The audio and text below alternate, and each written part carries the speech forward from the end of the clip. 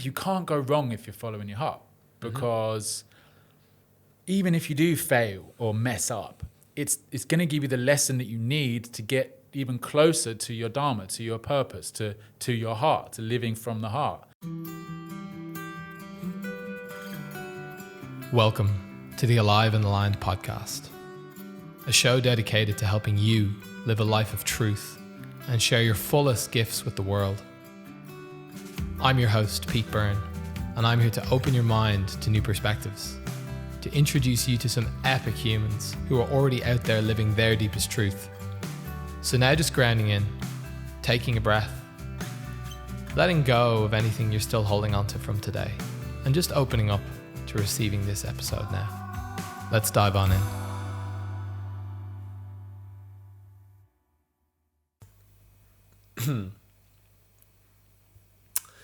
Greetings, Alive and Aligner, and welcome to this episode of the podcast with Mr. Daniel Winn. Danny is a comedian, a men's coach, a musician, and my co-creator of Conscious the Musical. Danny set out traveling the world many years ago, finding ways to live a freedom-based lifestyle, from working in Ibiza, having a spiritual awakening in plant medicine ceremonies in Peru, moving then to the spiritual hub of Koh Phangan in Thailand for a number of years, all while doing deep inner work to shed the layers of conditioning of his typical English upbringing. In many ways, he followed a pretty similar path to me, having broken free from the whole kind of British-Irish mentality and found a freedom-based digital nomad lifestyle, finally moving then to the island of Bali, just like me. And it was our shared desire to create and our similarities in humour and backstory, plus quite a bit of synchronicity and divine timing this year that led to us creating Conscious the Musical over a 5-week period in April. We've since performed the musical to sold-out audiences in Bali and are plotting our world domination for the musical into 2023. This episode is a very fun behind-the-scenes deep dive into what allowed us to create the characters and the storyline of Conscious the Musical. In the episode, we dive into how to unlock your creative side after decades of repressing it, overcoming the expectations of your father in order to follow your passion, exploring the shadow of the guru tyrant and how it shows up in the modern day, the dark side of the coaching industry, and most importantly, what it means to truly follow your passion in life. I believe as the musical grows and spreads around the world, this episode is going to become a pretty historic one in years to come. So I look forward to sharing with you this episode in this moment in time. Let's dive on in. Mr. Daniel, welcome to the Alive and Aligned podcast. How are you feeling today? Thank you very much. I feel alive and aligned, which is very convenient. Because that's the name of the podcast. Yeah, it's just aligned in that way. Good. How so? Well, there's exciting things happening right now. The musical is going from vision to vision and expanding in different ways that feels very exciting. We just come out of a meeting and I'm excited for this next chapter of the project and of my life. Amazing. Well, we're going to dive into that in a minute because there might be people listening going like, what musical? What the fuck What is a musical? What is life? Yeah, really. We will get to that. But first of all, I'd like to hear a bit more about, just you and like a little bit about your life, your day to day and like what you're doing right now in the world. Cool. So, my life has changed a lot in the past 6 months. Wow. It's been a real process of stepping into my power and my gifts and, breaking down of the barriers that have been standing in the way of that through different processes, retreats, through being coached, through own internal processes, through personal challenges, so it's changed in different ways. And now my focus is really how can I give my gifts in the fullest way, which aligns with my principles and helps me to feel, excuse the pun, alive and aligned. My life is changing so much all the time. It's difficult to give you a day-to-day right now. Cool. Well, let's paint a bit more of a picture for the folks back home. So like before 6 months ago, what were you doing? What did your life look like? Good question. Yes, before 6 months ago, I was focusing on branding and marketing as the way I made money. You're from? I'm from England. Yes. How long have you been here? I've been in Bali for 2.5 years, and I left England 7 years ago. Yeah, to go on travels around the world. Started in India, which has kicked off my spiritual path. Traveled the rest of the world, going from kind of spiritual experience to partying and just like coming out of my old self and coming into this new self. I landed in Koh Phangan, and I spent about 2 or 3 years there, really transforming and evolving from the old me into the me you see now. Yeah. And yeah, been really, on a journey of getting closer to my purpose as I go. Even branding and marketing felt like a really big step from before, which was more just sales and classic kind of corporate job in London. I was creating. A very fascinating thing that it boggles my mind now is that I did nothing creative. I mean, you could argue that there were creative things in my life, but I had no creative hobbies or ventures or anything outlet, in my life before, and it's so strange to think. Yeah. So you went on this kind of like quest around the world, kind of discovering parts of yourself and meandering between, like we talked a bit before about like Ibiza and doing summer seasons. Like I did many seasons in Greece, and I feel like for me that's kind of like a bit of a rite of passage, breaking away from the old, like meeting people who are also like giving the middle finger to like working in an office and like living on this island or in this summer place, and it's like party and like connection, and it feels great. And like for sure, like my experience was that it was the best thing ever until it wasn't. Yes. So how did that experience of going from doing the summer seasons transitioning into like more of a balance and then even diving deeper into yourself? Yeah, great question. Yeah, as you say, that season in Ibiza that I did I always held it kind of like up there as like the best time of my life. Yeah. Until these other experiences, but I knew it wasn't sustainable. It was very much about the drugs and the partying and just very unsustainable. I was 20, 21 at the time, and it was insane. And something inside me knew. A lot of my friends did another season, another 2 or 3 seasons, and I was just like, oh, I cannot do that. I may die. Yeah. So I just left it there and like had this big kind of release of kind of expression and stepping into more of myself in that. But I always held it as like there is more. I know there is more. There's more sense of community out there because I got that. Everyone living in the same place on a small island, and this kind of like communal feel.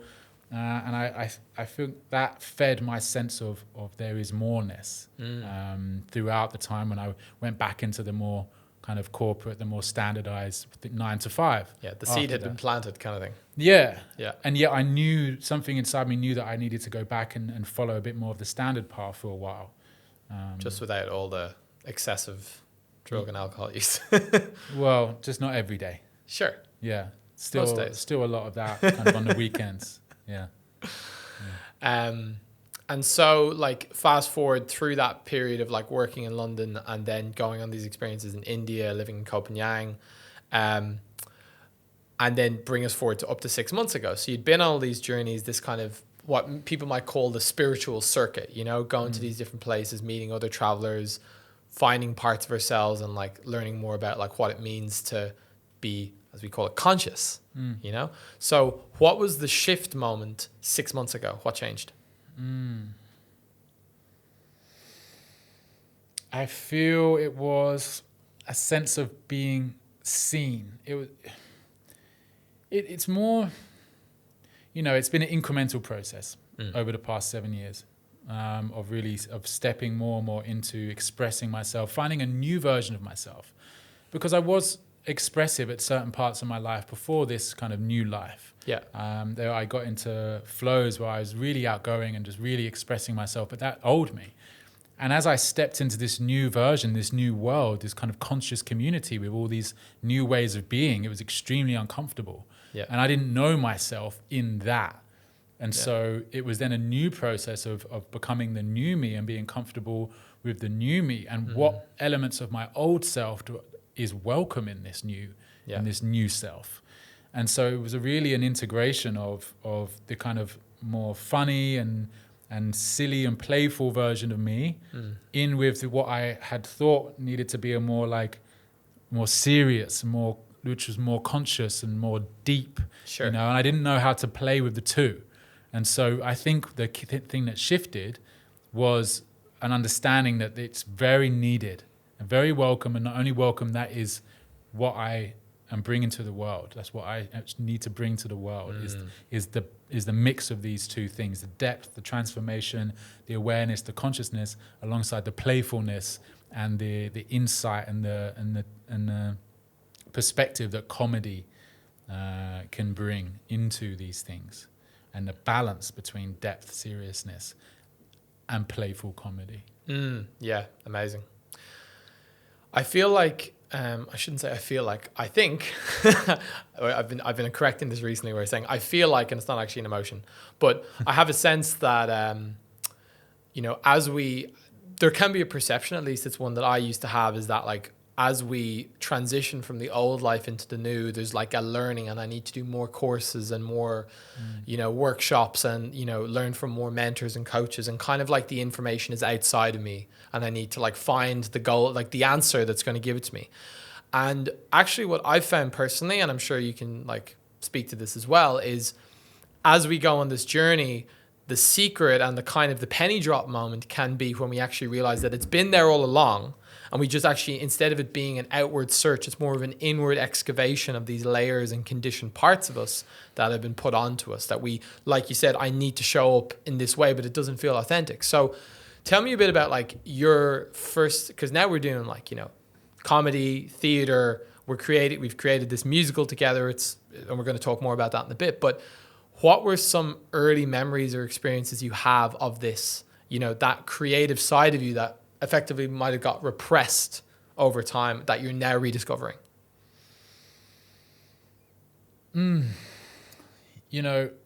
feel I was always funny. Yeah. I was always funny and very, how would you say, humble as well? Very humble. Yeah, I've always been very humble, very funny, very attractive person. And but it's always been, that's been almost my reason for living. A lot of it has been my ability to make people laugh. Yeah. And the feeling of that and that gift and laughing with other people. It's been, back home with my old friend group, that's what we came together for, is to laugh. And that was like, it was all about laughing. How funny can we be? How ridiculous can we be? And that was so amazing. And yet with that, we weren't ever going deep. And that's something that I always felt. But to come back to your question, I think that is a big part of it. My creativity came through in my humor, right? Mm-hmm. And then also when I was really in the zone, when out clubbing and dancing, that's when I would allow myself to dance in more creative ways. Yeah. With the aids of substances normally. It would be the only way I could really feel like give myself permission to express in these kind of out of the box ways. Yeah. And I feel like these two areas were the main ways in which my creativity was allowed to flow in my old life. Other than that, perhaps in the way I was working and selling and but really in an artistic way, probably just these. Yeah. And let's like time hop even further back now, because we talked earlier about like this quote. What was it like? To find your life purpose, you need to look to your early years, and your joy from your early years holds the key to your purpose. Yeah. So eating gummy bears, watching Thomas the Tank Engine. Exactly. Yeah. I made this, one of my first comedy reels, which was a big step up for me, was looking at this quote and then making fun of it. Like at the time, I couldn't see how that could possibly hold the key, because I just used to watch Thomas the Tank Engine and eat gummy bears and play in the bath. I was like, how can that hold the key to my purpose? Yeah. But what I realized as I was watching some old home videos was there was a performer in me that was being suppressed because it annoyed my parents. And arguably for good reason. Yeah. You know, like loud and running around. It's still pretty annoying. Singing shit. Exactly. I just find a channel now to do it where people, people pay you for it. People pay me for it now. What are they thinking? I do not know. But so what was the question again? The question was what were some early signs, or I think that's a great example, of this creative spark or an expressive spark that wanted to come through. Yeah. So in this home video, for example, my dad had set up a tripod camera similar to this. And as soon as I used to see the camera was on, I would go into performance mode. Yeah. And I would just be doing stuff in front of the camera because I would have loved watching myself after. And it's, I don't know, maybe that's... You're going to love this one, mate. It's gonna be I'll just be like, HD now, not that fucking camcorder shit, you know? And just being ridiculous, making stupid noises, making up songs. In this particular example, I was looking around for things, found a Yellow Pages, held it above my head and ran through the house and made up a Yellow Pages song, Yellow Pages, and just going around and around with the Yellow Pages. Shall we do a 2022 remix of Yellow Pages, maybe? Yeah, go for it. Yeah. So what kind of vibe do we want to make this song? Oh, just ridiculous, upbeat, just a bit crazy, don't give a shit vibe. Okay, cool. Yellow. Yeah, yellow. Yellow Pages. Yellow Pages. Yeah, Yellow Pages. Look up people on the Yellow Pages. Everyone's on there except the people who don't want to be on there because they've requested that they're not on there. Yeah. Fucking hermits. I think that's a nice segue because pretty much there's a dual piece there. There's the stupid, funny, creative parts. And then there's also this, as we said, the desire for depth and expression. And also, what we just spoke to, which is, rediscovering these parts of ourselves that we might have repressed. Because for me, also all the signs were there. I was always called to music. I didn't want to do lessons. I wanted to do it my way. I auditioned for my first musical at 15 in school and subsequently did other musicals. I always did drama and stuff. And I always really enjoyed it. And then I kind of just put it in a box and left it with all my fucking, teenager clothes pretty much. And then that was it until re-emerging many years later. So I think if we speak to and we can explore some of the reasons that when we look at conscious the musical, which is the thing that's kind of birthed through us, you could say, what are some of the goals for you anyway? I can speak to mine after, but what are some of the intentions and the goals of that musical and the message that it carries for the world? Well, initially it was a selfish intention, just to how can I do the things that I can do in one, and then the unselfish part was the transformational element. So how can I sing and act and perform and whilst, which is what I enjoy, whilst delivering transformational messages, which I also enjoy, and that helps other people. Because everybody wins, right? When you give your gifts. Yeah. That's the point. And so initially it was that, it's kind of convergence of these gifts that I was realizing and remembering that I had. Yeah. And then as I was creating the comedy reels, right? So I did a 30-day challenge, which my friend Pedro challenged me to, to get in the habit of creating, which was perfect. It's my Spanish counterpart. Right. Exactly. Yeah. Oh, yeah, of course. But, when I got to, it's actually going to be a year. I set myself a year. Yeah. And it's a lofty goal. Yeah. And then I realized that, about day 25, it wasn't really serving me anymore. And I was just creating just to create. And I got into the flow and there wasn't enough depth to what I was creating. Yeah. And I wanted to sing as well, but there wasn't enough time to put the thought and creativity and creative energy into what I was creating. I was just having to bang them out every day. Bang them out. Yeah. Yeah. Yeah. And one stage I wrote a thing about opening a jar. And it was funny. People actually really liked it. They were like, but we love that one. But that's the one I was like, okay, I'm done. I'm done with these. I don't want to make comedy about a jar. I want to make content that it's deep, helps people transform, and they enjoy at the same time. Yeah. And so the intention was to create something that was incredibly fun, uplifting, and empowering to create, and gave people an experience that was incredibly fun, uplifting, and empowering to receive. Yeah.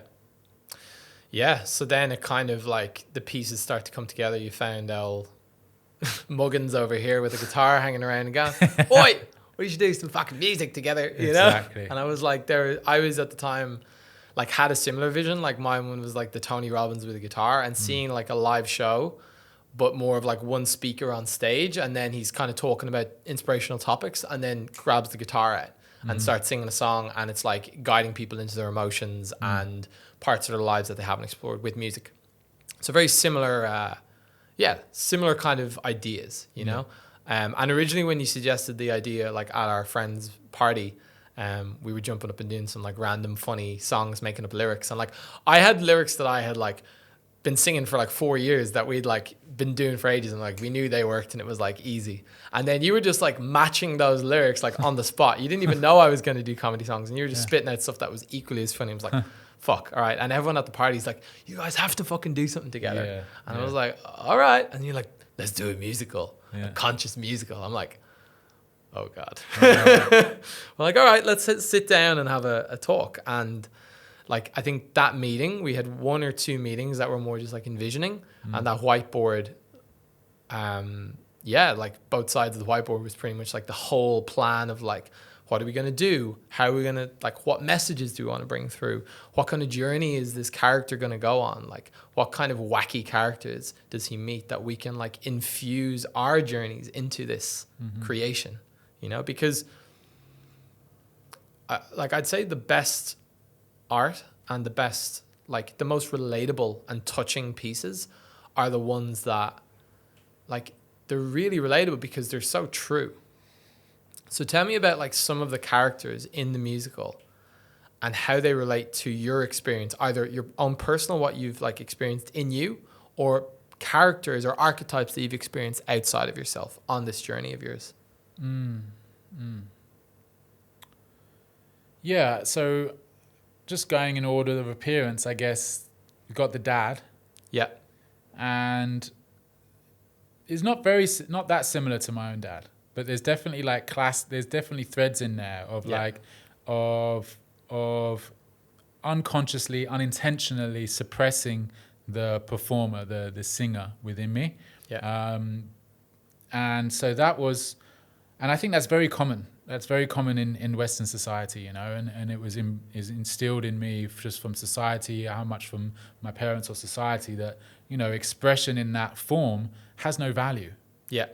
You know, if you can't convert it into a more standardized career, it has no value. And so what we see in the musical is the dad, as soon as Johnny, our hero, starts singing, it's like, no, stop doing that. You can't make any money from it. What's the point? Yeah. Give it up, son. Yeah. Yeah. And that's the first message that I wanted to bring in, or we wanted to bring in. Yeah. And let's talk about that, because like there's a universe in that already, you know? The dad doesn't have a big role in the musical, like figuratively, but the energy behind this, and like me working with one-on-one clients and stuff, the fucking relationship with the dad is always the thing, or like usually a big thing, particularly for guys, okay? Because we're almost like set up in this society where there's this hand-me-down patterns of like dads not validating and accepting their sons, consciously or otherwise, usually unconsciously. And then the behavior of the son can then turn to this thing of like trying to please or trying to impress or be accepted or validated by the dad. And therefore we start to adopt and internalize the beliefs and the values of the dad almost into our head and as part of our being. And this becomes one of the big layers that we kind of take on. And then we go out in the world with this goal to prove ourselves, and also this belief of like, I'm not enough as I am.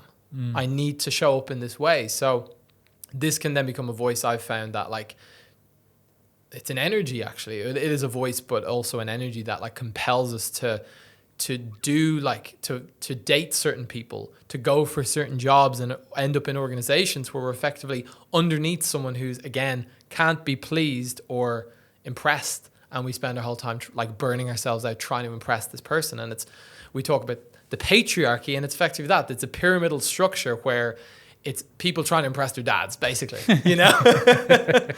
That's all life is. Yeah, totally. Well, and from that, through that lens, you know. So I think let's bring through like the energy of that dad character with the song, because like in the musical, the dad is like this guy who's like just fucking happy. He just doesn't. There can't be more to life than where he is in the life he's living. Yeah. So he just like he's happy with his like. You can just sing it, and we can just do it. Sure.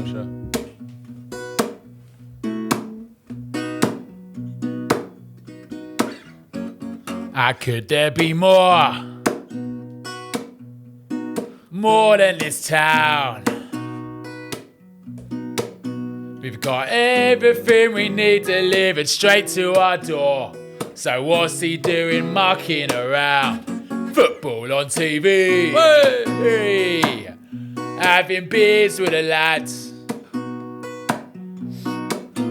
'Cause everything we need in life is down at the pub. God knows I could never be sad. He's got it all wrong. And that's it, because through the lens of someone who's grown up in a small town and has what appears to be all the creature comforts, the football and the beers and the lads, and it's like, why would you want anything more through that lens? And I think this is the resistance that a lot of, like, we could say the new wave and generation are facing, as we have this clash of like the desire to open and to become more conscious and like live from a place of authenticity. And we're meeting these hand-me-down patterns for generations of people who've just stayed in the small town and done the job and lived at the pub, and that's it, you know what I mean? And so I think it was really nice to like in basically 8 lines sum up all of that and the kind of the shutting down energy of that like oppressive but ultimately wounded father figure. Yeah, he's got it all wrong. Yeah, I'm right, he's wrong. Yeah. And with that, usually the way people go is they'll either go, well, fuck, I'm wrong, I'm bad, I'm not enough, and then they internalize that and then go around apologizing for themselves throughout life. Or they'll go, actually, Dad, fuck you, I'm going to show you. And they go and completely overstretch themselves to prove themselves in the world, create a big business, potentially burn out, and realize that it was all to do with impressing someone that is never going to actually have the capacity to maybe give what they're really looking for.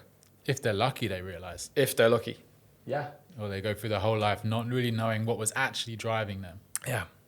Until you listen to this podcast and you get a rude awakening. Fucking boot in the arse. That's what this is. Boot in the arse. Okay, so that's the dad. Just a like quick little character deep dive breakdown. Yeah. My dad is actually very supportive of me now. As is mine. By the way. He bought me my first guitar.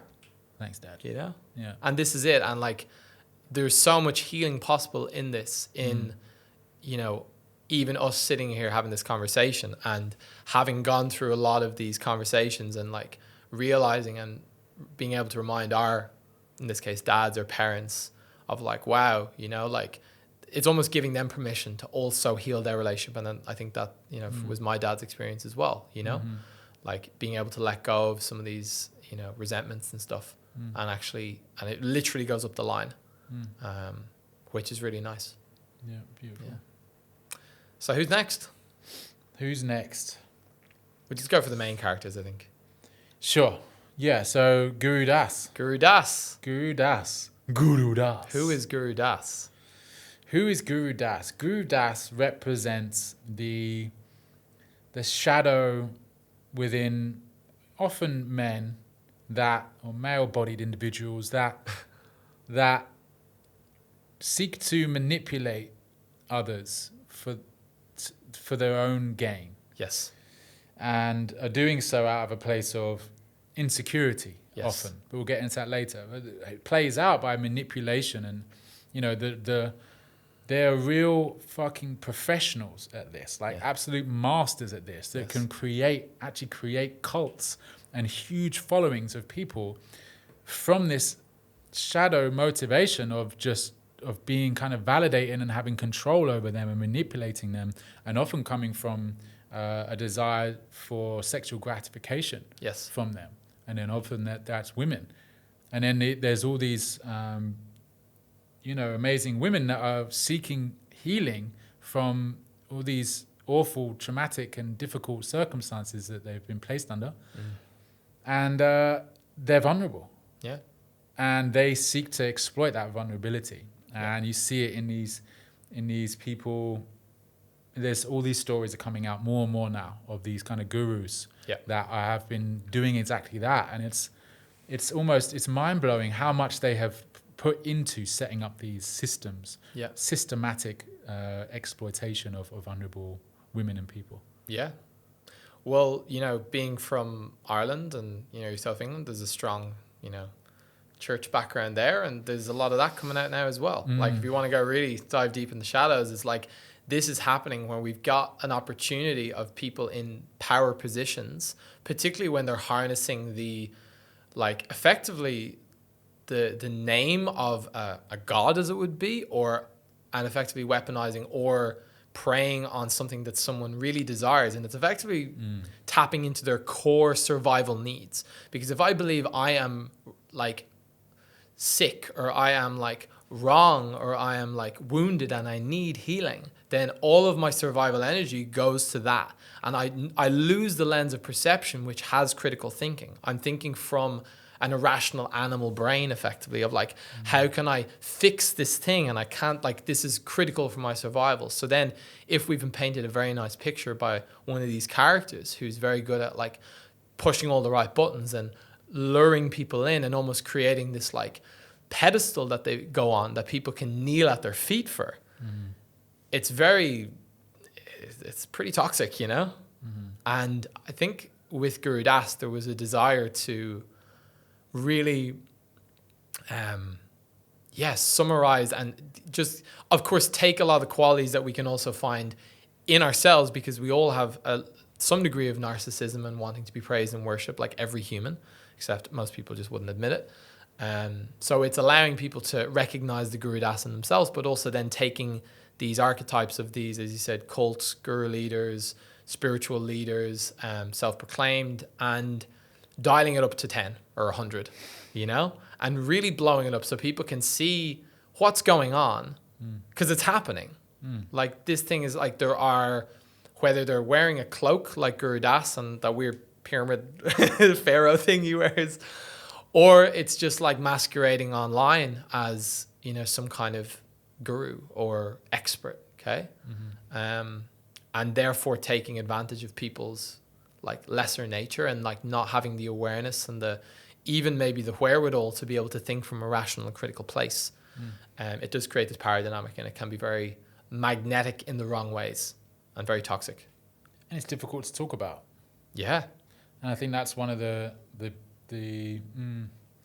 beautiful things about this medium of musical theatre, of comedy, of song, is that people get to receive these otherwise difficult things to receive in a way where they're more open. Yes. And their guard is down. Yes. And it can just like, see these things and accept them as reality without it like creating this kind of like this fear or this like this thing that it's just like, okay, yeah, that's happening, and okay, it's a reality, and what do I do about it? Yeah.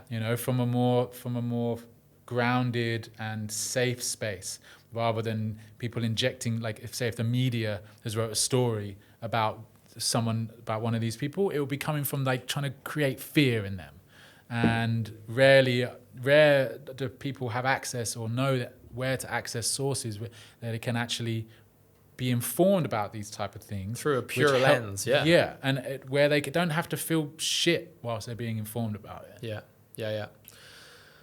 And I think that was really summed up in like the character of him, and maybe you can give us a few bars, or maybe you can tell us about your grand master plan as Guru Das, because in the original version of this, we just had him as like he was in India and he was doing this sound healing journey, but we developed this whole like antagonist of the story, which was Guru Das, who had this master plan to become Guru Supreme of the world, who effectively ends up getting thwarted by the hero at the end. Spoiler alert. Yeah, sorry guys, but you know, you're gonna watch it anyways. No. So what is, maybe you can give us a little pitch for your new device that you've invented as Guru Das. Yes, well, you see, sometimes it's difficult to give your energy to someone as amazing as me remotely, but now you can. If you give your energy to me, I will be able to keep you safe. I will lead you to Samadhi. I will lead you from your traumas, from your fears, to enlightenment. But you don't have to do it by coming all the way to India. Now you can do it from your home with the help of my new device called the Feely. It's a remote sound healing device that sends... I won't go into it. I'll let you see these in the musical. Yeah, sure. You know, what he effectively does is just create a device. The device is a symbol for the transmission of power. People giving away their power, in this case through a device, but people just do it through watching the news. Or their phone device. Or their phone. Yeah. Yeah. And what he's doing is harvesting their energy of women. But actually what is happening is people's data and attention has been harvested. Like, right. That's what's happening. Yeah. So it's just, often through, just giving away their power, giving away their sovereignty to external places, like leaders who are becoming more and more tyrannical, which is another theme of Guru Das, was this tyrannical nature. And we see our leaders today gripping more and more tightly onto the power that desperately wants to be dispersed. Yes. And they're gripping more and more tightly onto it. And we decided to portray that through Guru Das, and that's how we expanded his character, is by helping him represent this kind of tyrannical nature that's happening in the world right now, and wanting to take all the power. Give your power to me. Give yourself to me. So I can keep you safe. So I can keep you all safe. You cannot be trusted with your own power. You're too stupid. Yeah. Give it to me. I'll look after you. Don't have to worry about anything. You'll own nothing and you'll be happy. Heard that one somewhere before. So let's give a few bars of Guru Das. Okay, which one? The give yourself. Okay. Yeah. So. Give yourself to me. Surrender what you thought was real. All of your troubles will be healed. Your soul will finally be free. Get down on your knees. Get down. Pray to the Guru that you see. Renounce the gods that you believe, for I will show you Samadhi.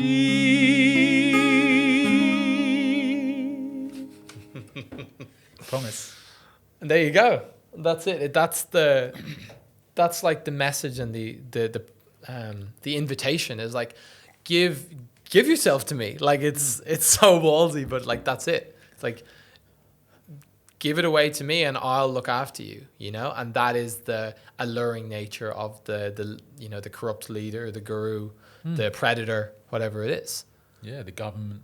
Yeah. And it's like, and what we're seeing is just a gradual giving away of power, piece by piece, emergency by emergency, increase in power. So, and we're like the toad sitting in the boiling water. Yeah. And the Guru Das, as you say, we just turned up to 1,000, and he's just outright saying, give yourself to me. Yeah. But it's effectively what's happening, but on a slower level, less blatant language, but pretty obvious. Yeah. And like when the, so-called leaders start using the same language as Guru Das in, media press and news and stuff, it's like maybe people might, that could be Guru Das, Right, yeah. And then realize how ridiculous it is. So that's kind of, for me anyway, the intention of like to, also because it's just very edgy and very funny, but also so true, you know? So getting to blow up all these things and stick them in your face so you can't avoid them. Yeah. You know? Very edgy, very funny, also true is what I want all of our content to be. Yes. Just for the record. If you want that, watch more of us. Yes. Yeah. So next up we have Brett. Bad Coach Brett. Bad Coach Brett. He was like the OG. He was like the the original character. Yeah, pretty much my first character that I dove into, that I developed, Bad Coach Brett. And, you know, here in this community, here in Ubud, in Canggu, it's a world of coaches, right? And what I kept seeing were people quite prominent in the community and quite prominent as coaches and claiming to be coaches of coaches and not embodying what they're fucking talking about, not embodying what they're teaching. And not only that, but so often doing the fucking opposite. Yeah. And I'm starting to swear now because I feel very passionate about it. And it triggers a lot of anger in me, like frustration, because I just think it's outrageous that people can have the audacity to speak about one thing online out in the public on Instagram and do the opposite in real life, and then have the audacity to take money from people and then teach them that thing, and they don't do it themselves. Yeah. And what transmission is coming through as a result of that? You know, they're saying one thing, doing the other. What transmission is coming to those other people? So I find it outrageous, and unfortunately, it's quite prolific. Yeah. In the coaching world. And so this is where Bad Coach Brett came from. I wanted to just, again, dial it up to 1,000 and show that, you know, a lot of the time all these people care about is themselves. And they're coming from a place of insecurity and overcompensation. Yeah. Of what their actual real challenges are. And you know, you hear this phrase, teach what you need to learn. And it's such an interesting one for me, that, because, you know, our passion in life comes from the root meaning of the word passion is suffering. And like the passion of the Christ. Right. Yeah. And like compassion means to be with suffering. Wow. And so our passion comes from our suffering. And so therefore, I feel there will always be an element of teach what you need to learn. Yeah. Or teach what you have learned and learn whatever, go into what you're suffering. It ends up being your dharma, right? Typically, or it's like whatever comes first. But wait till you pass that roadblock before you start telling other people what the route is, kind of thing. Yeah. The road, or be authentic about your own journey. Yeah. This would be my desire. And this is what I set myself as the intention as I step into coaching and leading more and more into leadership. Is be authentic with my journey. Okay, I'm talking about a particular subject, right? Okay, I don't portray that I have mastered this, I am perfect in this, so should you be. You know, it's like, no, I'm learning this. Actually, I'm having challenges with this, and this still. And here's what I've learned so far. And I would love to just share my journey with you.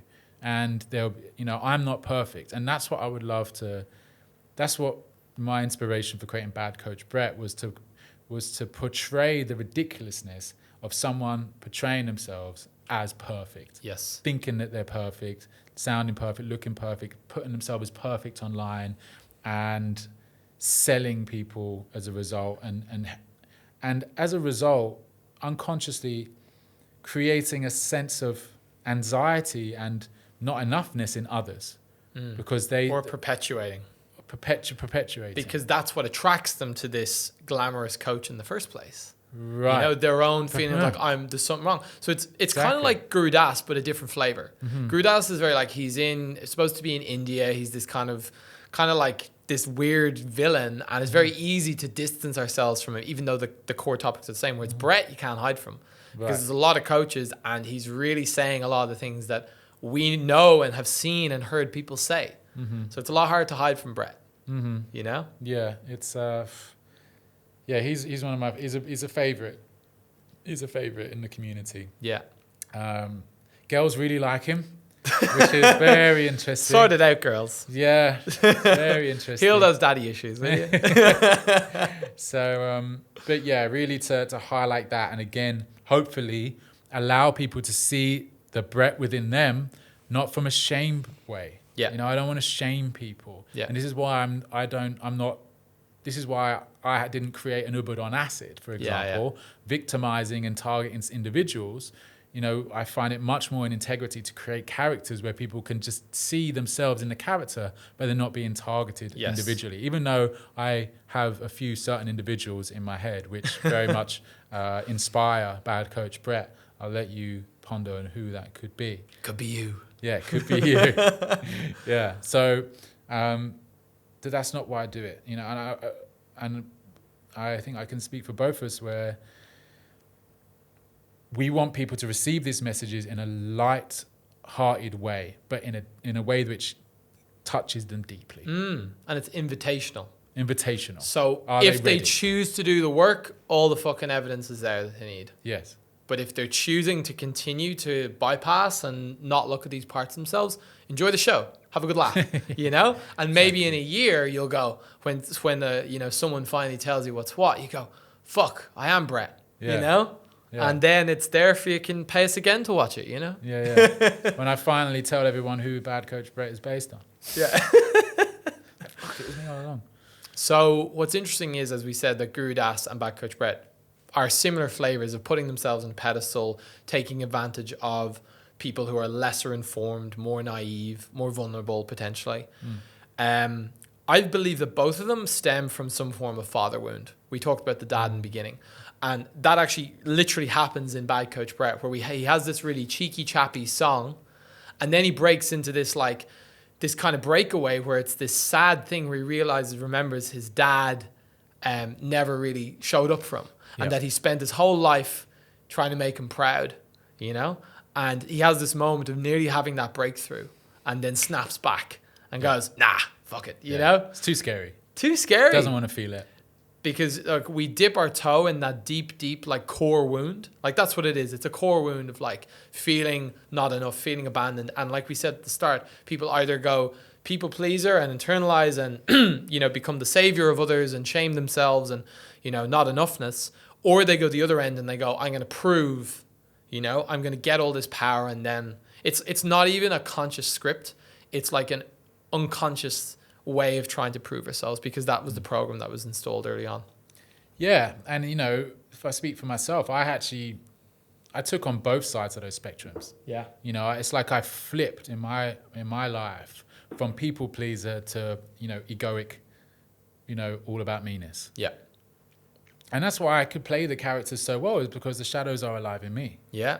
You know, I'm careful with the word narcissist. You know, I know that's an actual like technical term for a psychological condition, but the narcissist tendencies, shall we say, within me, totally within me. And the more I played the character, it was a difficult process to actually come to terms with that. It plays out a lot in myself. Yeah, and it was healing to act that out, to own it. Yeah, to own it, to act it out, to see the ridiculousness of it, to understand that it's not me, it's just this thing, that energy that's going through me. Yeah. And so that was very healing. And the same with Guru Das, the tyrant within me that can play out, particularly when I'm around more repressive tendencied people. Yeah. And that played out with between Guru Das and Creature. Yeah. And actually it played out between myself and KJ, who performed as Creature. Yeah, Creature is like Guru Das's like sidekick, basically, like this, like basically Quasimodo-esque, like just repressed, believes he's a piece of shit. Exactly. And has been like basically overpowered and mocked and belittled to keep him in this like, what's the term? Like disempowered. Yeah, thanks. Yeah. Disempowered. Yeah. And it was just so interesting to then see how that was playing out as KJ and I were creating these characters, performing them, performing the backstories, seeing how by us being together in particular, because those shadows exist within us, when we're together, they almost expand and they come out even more strongly. Yeah, because it's familiar. Because it doesn't come out like with you or with like other people around me. You know, and if it does, it's met, or I don't know. Like I don't understand it fully, but to be able to allow it to come out and to see, I think it's just very healing to act out these parts within us. And, I'm sure we will explore that in more depth, how we can facilitate that for others at some point. Tell us about yourself. It's me. It's all about me. I help clients, sure. But what's more important is me. They've got problems and I exploit them. They've got fears that I monetize. They've got dreams, but I don't care. It's all about me. So tell us why you're like this, Brett. What made you go down this path? Well, this is going to explain. Yeah. Back on that rainy Sunday when I was only 5, crying on the football pitch 'cause my dad never arrived. Feels like I've spent my whole life trying to make him proud of me. All these things I do to win his love, if he could only see.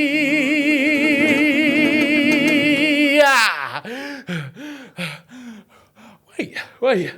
What if this whole coaching malarkey is just a front for my own insecurity? What if I'd actually be happier focusing on other people rather than making myself look and sound perfect all the time? I think you're really getting this, Brett. We might even have a breakthrough here. Nah, fuck that. It's me. It's still about me.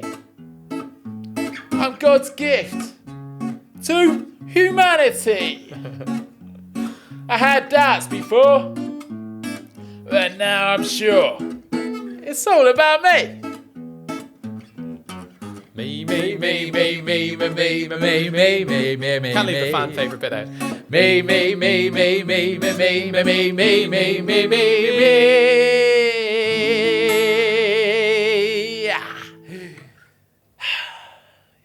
See you later. See you later. How could I forget that? Yeah, it's the best bit. I must be the spotlights. Yeah, that's right. Yeah.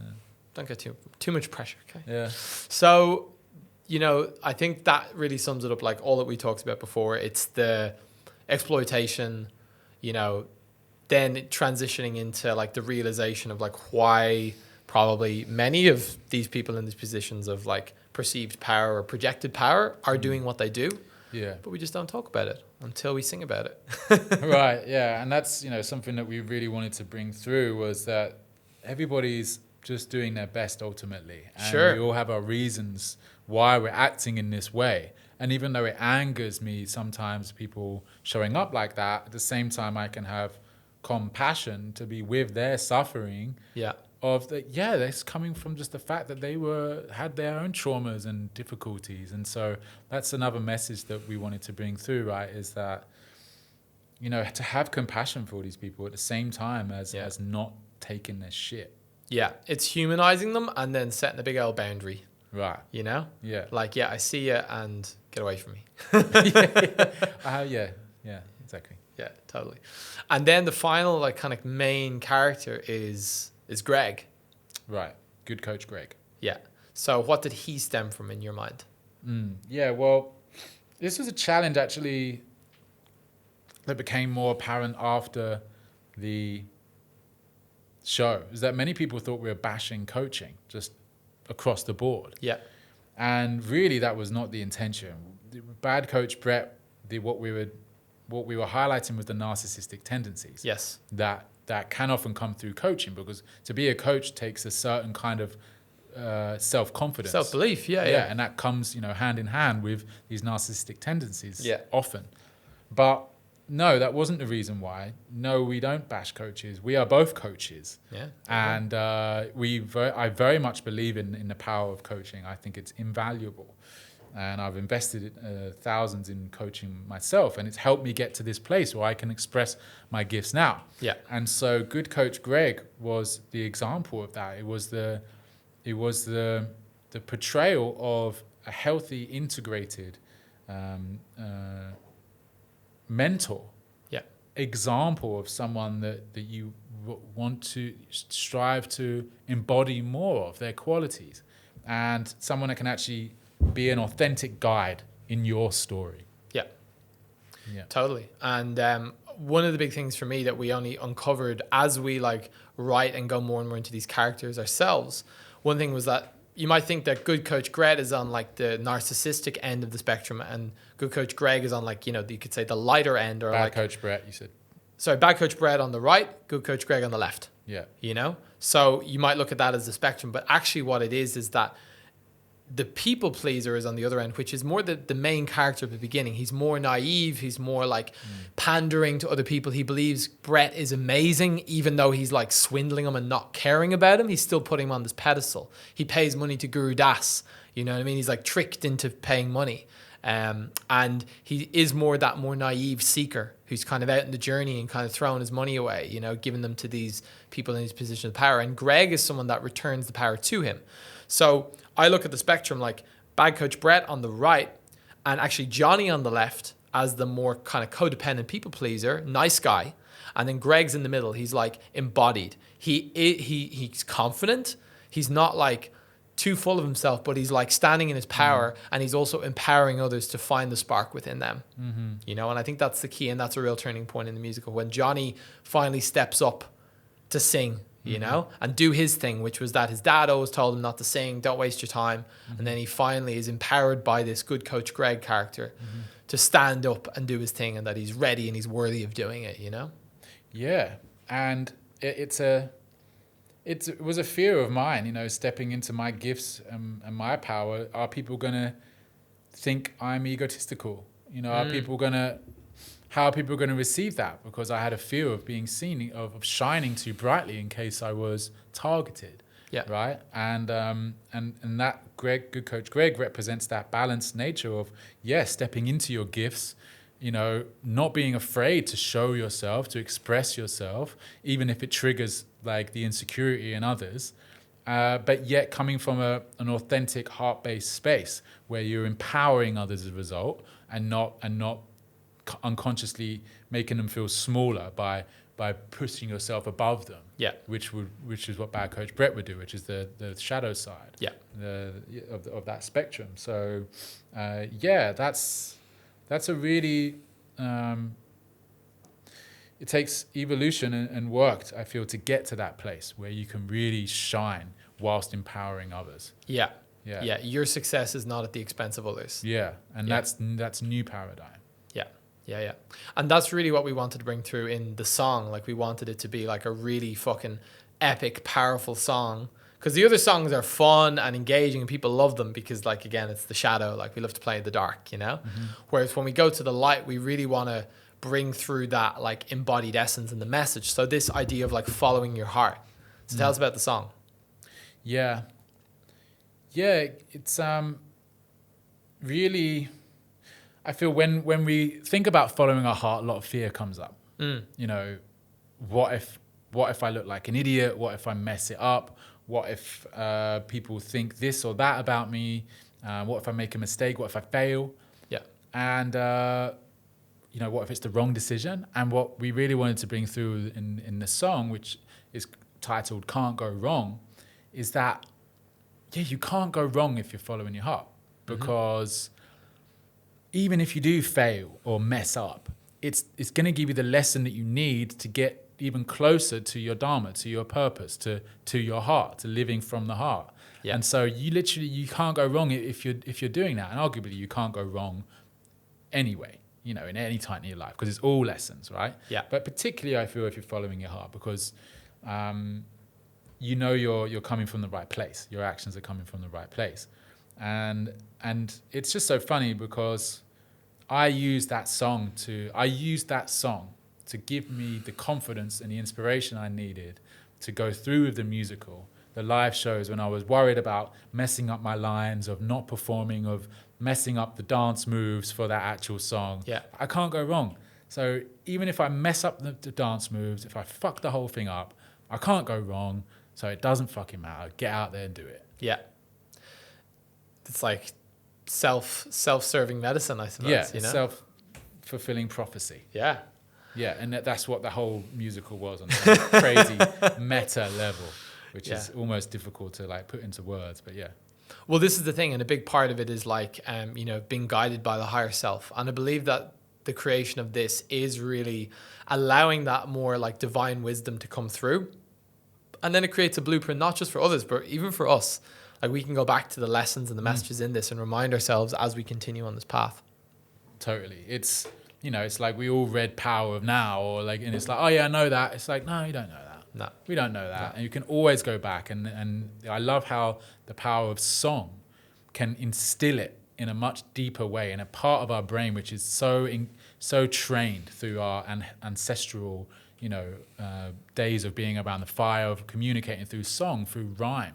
Yeah. That's how so many important messages went through the ages and through the generations. And there's something about these messages being within a song which helps it to feel more true. It helps it to land in the heart, in the soul more, rather than just someone saying something that sounds powerful. It's a song, so it kind of like it must be true. Yeah. And especially when we feel that it is, it just helps it land. And so I love that about the way we've used music in this production, and the potential of what we can do, what anyone can do with music, with music which includes transformational messages. Totally. And there's a term I can't remember what, it's in German, I can't remember the word, but it basically means earworm, which is a song that gets stuck in your ear. And if you're going to have a song stuck in your ear, it may as well be an empowering one than fucking Nicki Minaj rapping about her ass or something, you know what I mean? Exactly. So with that, let's close out, because there's so much more we could talk about, and there's big visions. Actually, at the end let's save the song and we'll talk quickly about the next steps and what our plan is, and then we'll close out with that song about can't go wrong. So we just had a meeting there, and we're like in this process of envisioning the next stages and the next steps of like where we want to do this. Like there's the live show, we have the recording from the recent show we did, and tell us a bit more about the plan for that, or your vision for that. Yeah, we want the musical to reach as many people as possible, to inspire as many people as possible to go on their own journey. Johnny, our hero, goes on his journey of awakening, of diving into himself, of getting out of the patterns and the situations which keep them locked in, which keep them trapped. And so we want this musical to impact positively as many people around the world as possible.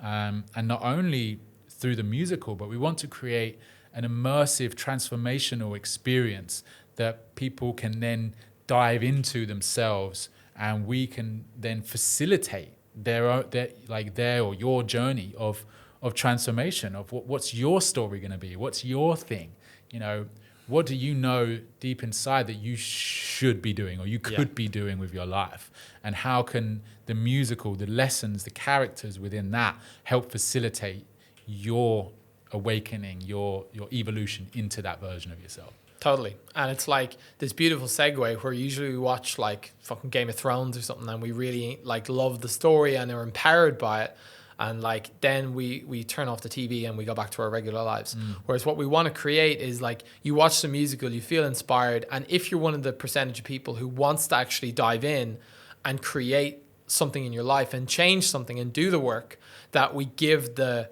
medium and the platform for people to do that. So it's crossing these worlds of like, we've got the entertainment and the the musical, and like communicating through song and message, like drama theater, which is one of the oldest forms of entertainment, blended with this new age personal development, inspiring, coaching people to actually do their thing, live their potential, and see how their lives transform as a result. So it's pretty fucking potent, like crossover between those two worlds, and the experience or the course, the offering, will be something that we, I suppose, give to people on the back end of watching the musical online. And we're going to be running a pilot soon for that. So I'm not sure when this episode is going to be out, but pretty soon. But we will be running a pilot, and then there will be an option to go. And, if you've enjoyed, or, if there's an interest in watching the musical, first of all, consciousthemusical.com probably is going to be the place where they find it. Just check we got that domain. Okay, no one else buy that domain. We've got it. We've got it, cool. Okay. Consciousthemusical.com is going to be where you can go watch it, And then, there'll be this offering on the back end where part of the crossover is not just for us creating this, you know, musical and stuff, but actually now supporting others in breaking free of these patterns that have held and that we've demonstrated in the musical and with these characters, and instead, stepping fully into their power and doing their thing in the world. Shall we sing them out? Let's sing them out. Anything else you want to say before? No. You're good. I feel like we're going to do a part 2 to this. There's so much more we can dive into. Yeah. So for now, it's time to follow your heart. Yeah. We'll do first chorus and then chorus again. Okay. I'll go a bit higher, actually. You like it a bit higher? Yeah.